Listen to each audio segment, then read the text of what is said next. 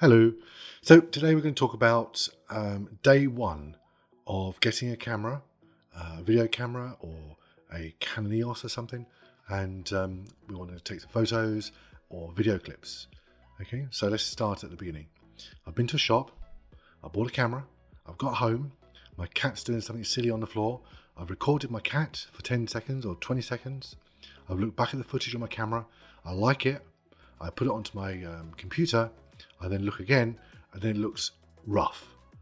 So this is where the gap is, I feel, with a lot of people, is that you see clips on YouTube and they all look fantastic, amazing, in these places in the world that we're going to dream of going to, gorgeous beaches, smooth footage, everything's perfect. But then you've got a camera, you've got home, you've taken a video clip, and then suddenly it's like, oh, that's not quite what I expected. So let's have a talk about this. The thing is about a camera, or any camera, is that when you look back at the previous screen of the clip you just recorded, it's on a small little screen. So, and inherently there's more colours there, it looks great, and you think, oh, actually the little clip was fine. When you get home, you take the memory card out, you put it into your laptop or your computer, you open it, you double click on the clip, it opens in QuickTime, you look at it, and then suddenly it's not a lot of colour, the bits are out of focus, and it's just looks a bit rough. And you think, oh, you don't know what I've done. Right, so let's have a think about this.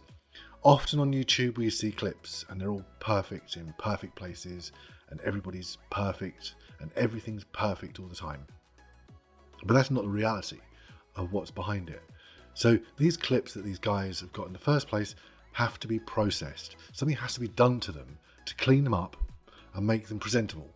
So what we're going to talk about is how we get to that point as quickly as we can. And we're going to talk about two different programs, just very, very briefly. Okay. Right, so the first thing I would do is I would take some film clips with my camera, stick the memory card on my laptop, open the folder, and then flick through the clips, okay, to see what I want to pull out and what I like. Especially if I'm on a job or something and I'm putting something together.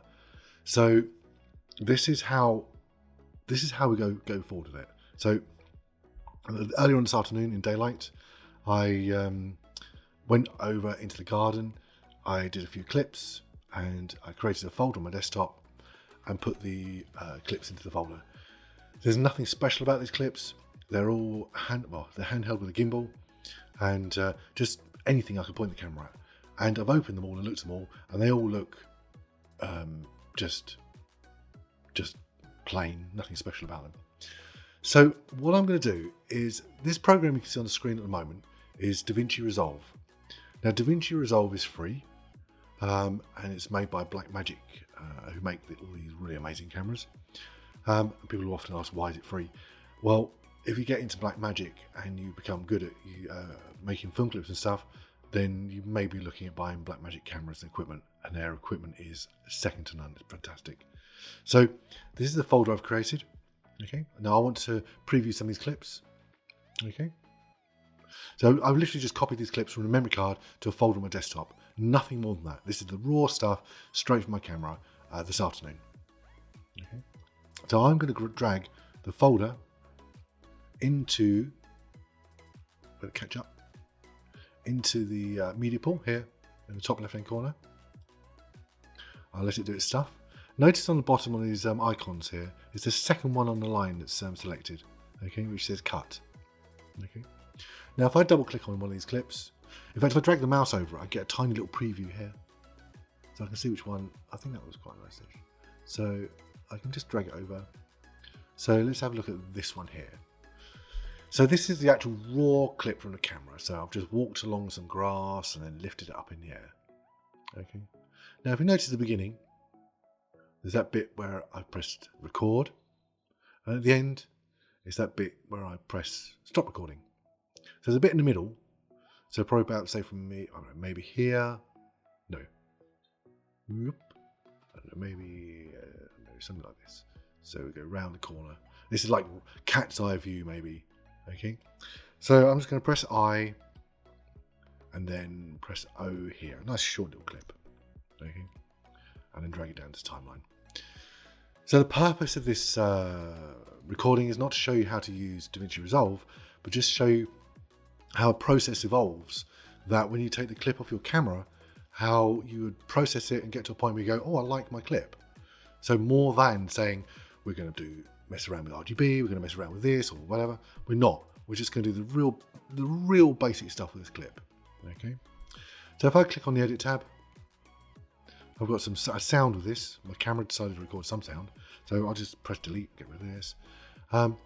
The full speed of this, my camera recorded this at 120 frames a second. Now, quite often when you watch TV in the UK, you're going to see 24 or 25 frames a second. So, or 24, 25 up to 30. So I'm going to reduce the speed of this. So I can mean a nice speed. So it's 25% of the original speed. What does this mean? When you've got your video camera on the beach and you're recording your dog running in the waves and stuff, your camera may be recording at 30, 60 or 120 frames or more per second. Now, because of your hand and your body and wind or anything else, it can be a bit of shake there, a bit of movement in the camera. By slowing down the speed of the video clip, you can absorb some of this shake into the clip and it becomes less noticeable. Okay. Now, if I play this now, it looks like I've got the most amazing gimbal on the planet. I haven't, but it looks like super slow and cool. Okay. There is an option over on the right here to stabilize this as well.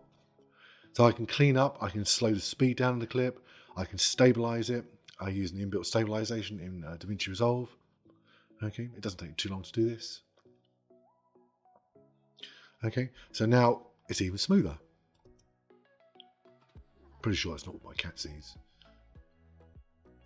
And then now I'd probably go into colouring. And I think, right, what can I do to make it a bit more colourful? A bit more, make it look like something interesting. So about here will do. Okay, so I've got things I can play around with in Davinci Resolve that affect different parts of the colour range, from the dark to the light and the in-between bits, and colours I can mess around with. So I've got some wheels down here. I can drop down certain bits and mid-tones and stuff, and some highlights. I'll maybe add a bit of contrast to it.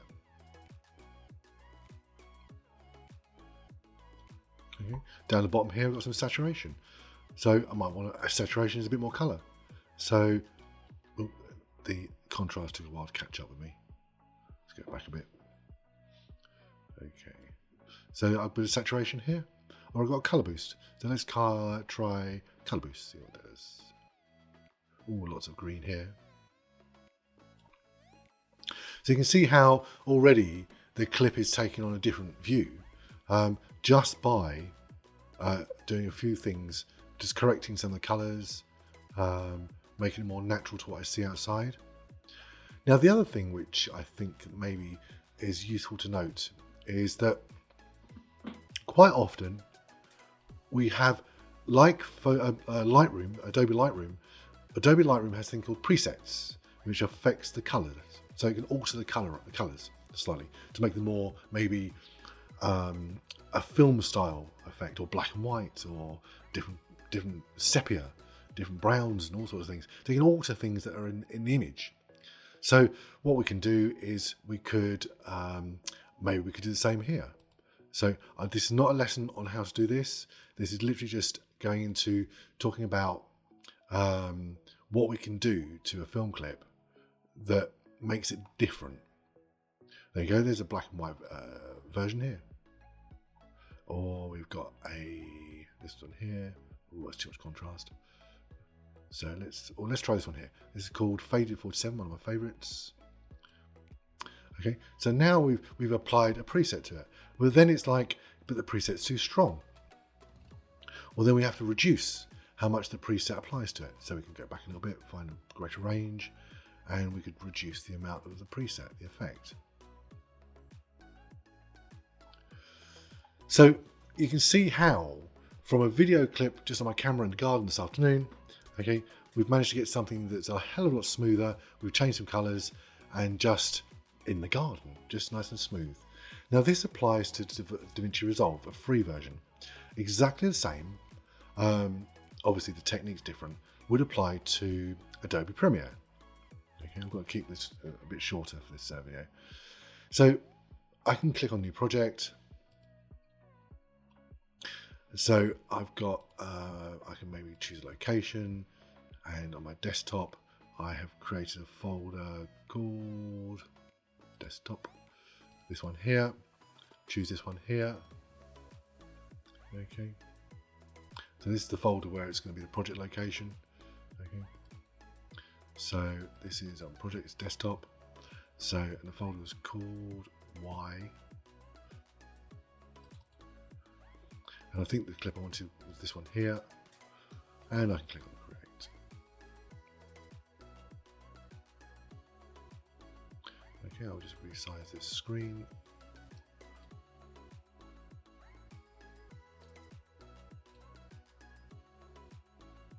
Okay, it's a bit better. So again, I've got the audio at the bottom. Differently to Resolve, I have to unlink it, select it to delete it. Okay, now you can see that from a previous video I've been working on, I've put some rulers on the screen, some safe margins, and various other things that are going on here. So for the sake of this, I can turn off certain things. So I can just clear it up a bit. I'll just make it a little bit more friendly. So now we've just got a clip here. That would do.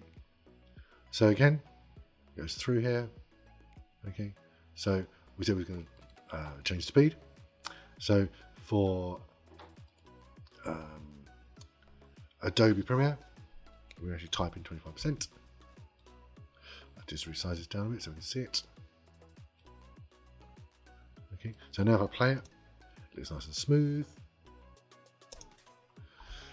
There's some subtle differences here. So now I'm going to go to color, and now I can alter the basic correction within color, and I can change the temperature, make it a bit warmer,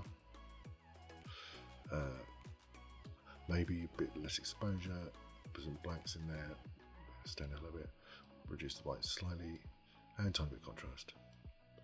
Okay, so it looks a little bit similar here. Okay. The only difference is I haven't chopped off the beginning end. So if I want to chop off the beginning end to make it a little bit more friendly, I'm going to chop off this one here. And where do I want to go to? So about there, I started to press the stop record button. Delete that section there. So now if I play it, nice and smooth.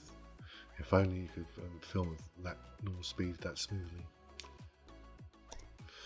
So we can see that we've got very, very similar results already to Davinci Resolve. Obviously there's slight differences here. Okay, a bit more thing here.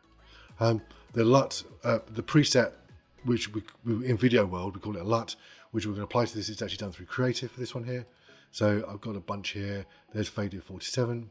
Okay, and here we have intensity.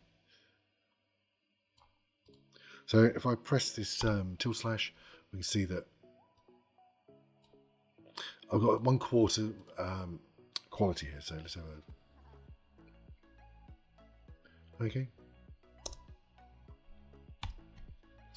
Right, that pretty much wraps it up. So basically what I'm trying to get across is that when you get home with your camera, you take them some video clips and some photos, you take them out, you put them in your computer, you look at them, and they don't quite look like everybody else on YouTube, or they look rough compared to looking at the preview on the camera. Bear in mind, when you look at the preview on the camera, it always looks sharp, and then suddenly it's out of focus, the colors are different, and when you get it on the computer, we have to go into Davinci Resolve or Adobe Premiere and do some processing. We do some color correcting, so things like the exposure, the contrast, how much color we want in there, like saturation. Then we might apply a preset which we call a LUT. So we do some work on it. So there's a process from memory card to the completed thing. Okay, so I will follow this up with another video to talk about shutter speed, frames per second, ISO, and how you can make the work in Premiere and Resolve a lot more smooth. If I'd have shot this in 25 frames a second, I couldn't slow it down to 25% because it would just look like bitty, like section, like jug, jug, jug, jug, jug, rather than smooth. As I play it now, it's nice and smooth, which is the correct speed. Okay, so I hope this has been helpful. I found there was a bit of a shortage when talking about real beginner, your memory card from your camera. So it's great talking about color wheels and HSL and everything else. But when you've got a video, your video camera just bought from the shop, where do you start? Okay, so I'll put some links in the description below and mention Davinci Resolve where you can get it from. Adobe Premiere is not free, so there's a small subscription per month for Adobe Premiere. Definitely worth it. Both excellent programs, by the way. So I hope it's helpful, and thank you very much. Bye-bye.